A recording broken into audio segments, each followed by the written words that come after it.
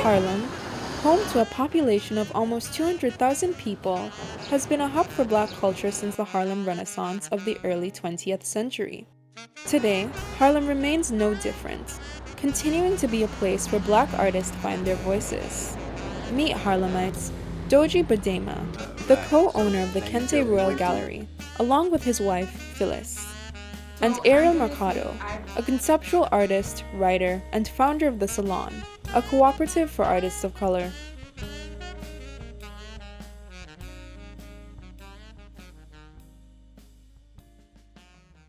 We are an all-inclusive art gallery in Harlem, but we focus on the art of the African diaspora.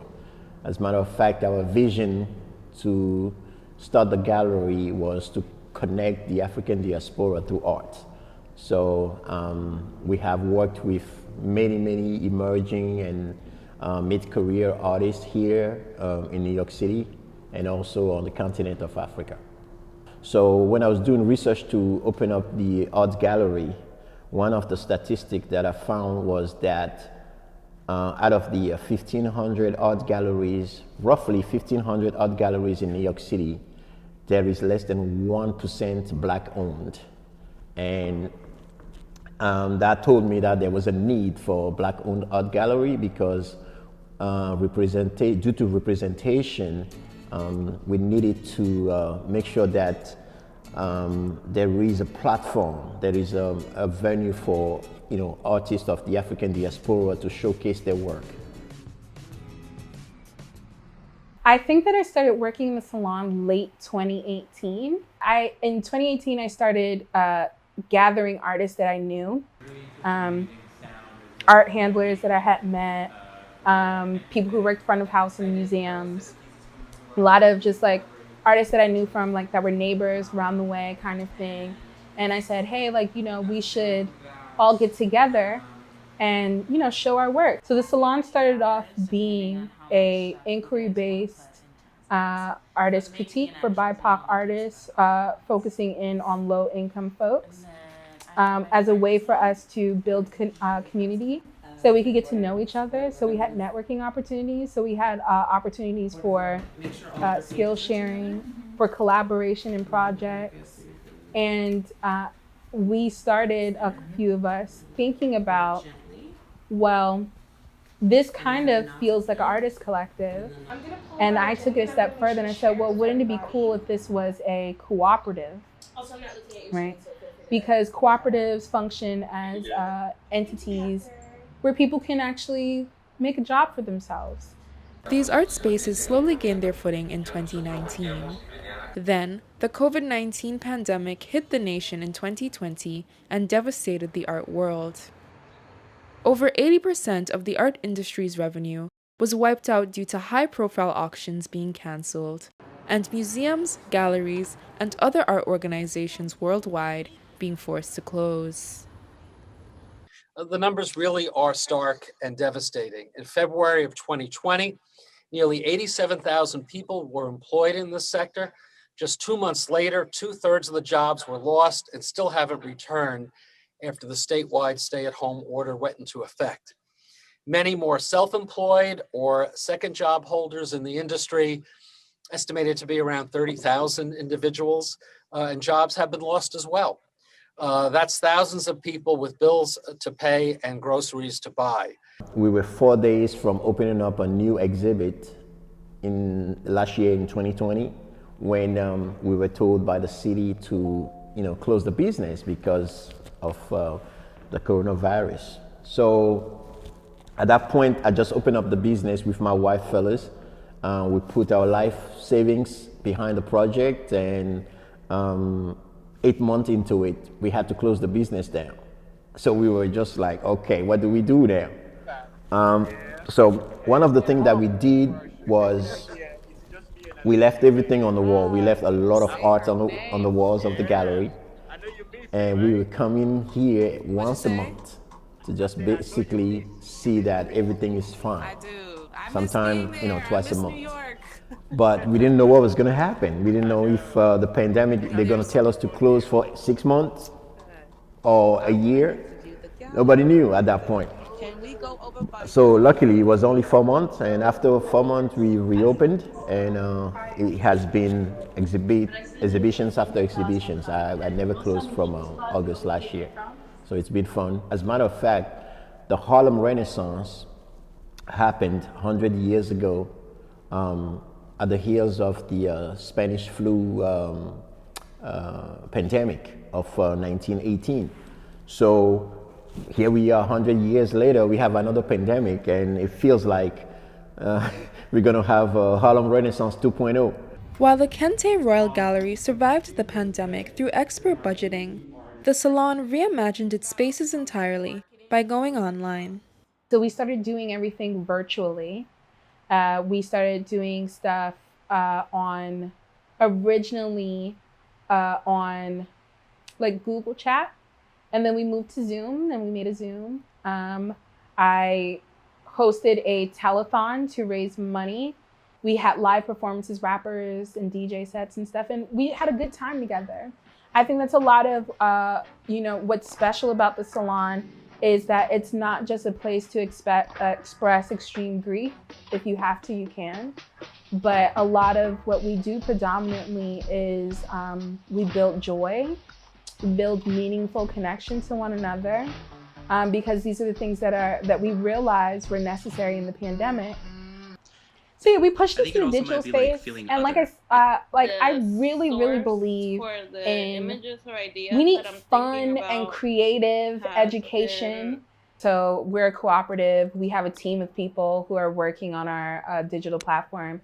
Our good friend Douglas Henry, who's a member of our cooperative, designed our website, and then we have an Instagram. And we're always experimenting with how to keep the Instagram interesting and engaging and as an educational space, because it's very accessible. And I'm really into stories, because stories I feel like are kind of collage-like. And we do these like almost visual essays. I do arts appreciation as workshops and classes because I would like to provide Black people in particular and Puerto Rican people with a Black lens, a Black and Taino lens, an art education that's not really accessible.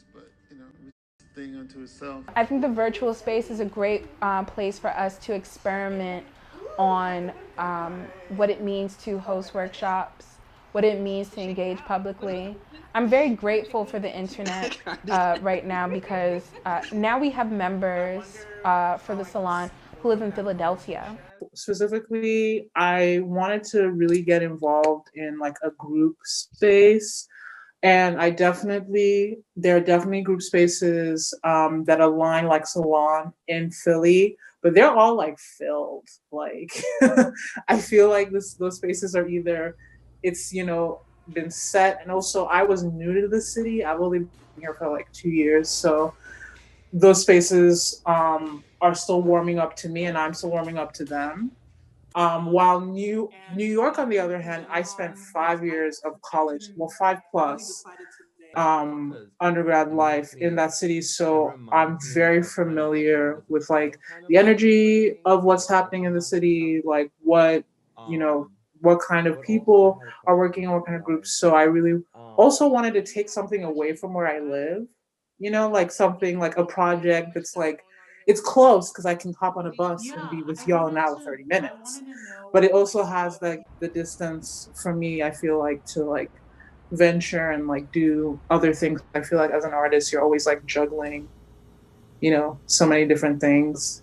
Ariel Mercado isn't the only person who formed an online community that crossed state lines. Georgia native Morgan Burns, multidisciplinary artist and New York University Tisch Dance graduate, formed the Collegiate Association for Artists of Color, also known as CAAC, in the midst of the George Floyd uprisings. All right, George Floyd has just been murdered. Breonna Taylor is blowing up, and I'm sort of just like, something's boiling inside of me. Like, and I'd always sort of taken on a leadership position while I was in school. Like, I was just always the person to be like, oh, I don't like that. Like, no, like, guys, let's not do, just advocating for other people on their behalf. As a Black person, I'm very much aware, like, change is not going to come overnight. And so in what ways can I make I think for me, it was more like there needs to be something sustainable created, not something that's just made out of anger, but something that's made out of a deep, deep desire and passion. In my entire time in university, I was always passionate about being around non-white artists because no, I'm not paying $72,000 at the global network to literally be taught about every white artist to ever exist when we're in the middle of New York City and there is an abundance of culture we are willfully ignoring, like willfully ignoring as educators. And I'm just like, this is not okay. Like, y'all are really tricking me right now. So in starting CAC, so many of my other peers who are on the team felt the same way. Because I now wholeheartedly know my worth beyond a PWI. So I'm gonna do 2 call for artists on Instagram. This was sort of when like the black square post was being a big deal and everything. And I was like, okay. But everyone was trying to take on the role of social justice warrior, both black and non-black. So I was like, I'm just gonna use this as a moment to slide in my incredibly, terribly made infographic picture. And I was just like, hey, are you a non-white artist that started to use blah, blah, blah, blah? The post blew up. I was shocked. I could not believe how people were posting it. I was like, oh my God, like, okay, so I know it's a lot of y'all out there. I think something everyone who's ever seen CAC can agree with is like, CAC has a great visual identity. I remember when I first met Marissa and I was like, hey, like, I want this to give the feeling of like, 70s counterculture. I was like, I want our visuals to feel like a lot of hands have touched it. I think that really counts for a lot of the attention we draw in just because we're constantly battling other infographics, obviously on social media, since it's like infographic world now. But CAC's, I've still, till this day, never seen anything like our graphics at CAC. Like, they are so incredibly unique. And I mean, I'm going to pat myself on the back a little bit, but I think Marissa took what I said about counterculture and did what she had to do. Like, so many great things came about, mainly because I was inspired by sort of just like, the Black Power movement of the 70s. Like, I feel like the 70s was so revelatory for so many different individual groups. And that was really a generation of people who really took to the streets too. Like, they were demanding to be heard in a quite similar way. And I felt it was really a reflection of what we were seeing last year in 2020, in the summer specifically. We just have the digital world now, so it's so much easier to see it. As people get vaccinated and the pandemic becomes more manageable, these art organizations are planning their futures for the post-COVID-19 world. The community have been very supportive, I guess, because art provides hope, to people. It beautifies the community and it let people know that, okay, there's something that we can look forward to in the future. My vision for CAC long term is art is accessible to everyone. Art is not defined by a race, a color, a standard, a price. Knowing that many of our communities are the ones who are suffering the worst from COVID-19 in this pandemic, like, it is not our absolute priority at this moment to convene in person, just because we know the risk factor that comes with that. We're young people at that, and we don't want to be liable for someone's life as far as we're concerned. We just want to make art and have fun with it. I think that even when we go into having a shared physical space where we can have studios, gallery space, retail space, and obviously workshop and classroom space, it's really important for us to maintain our relationship to the internet. I think a lot about, as I said, all those vulnerable demographics that don't get paid attention to. I think about all of the Black people, the Puerto Ricans who live in Nebraska, who make artwork, and they're the onlyest Black person, the onlyest Puerto Rican person making artwork in Nebraska, and they don't have a large community of peers, right? So, creating a space in which you have some folks to go to who actually care, who are interested in your practice in a genuine way outside of its commercial viability is really important for our future.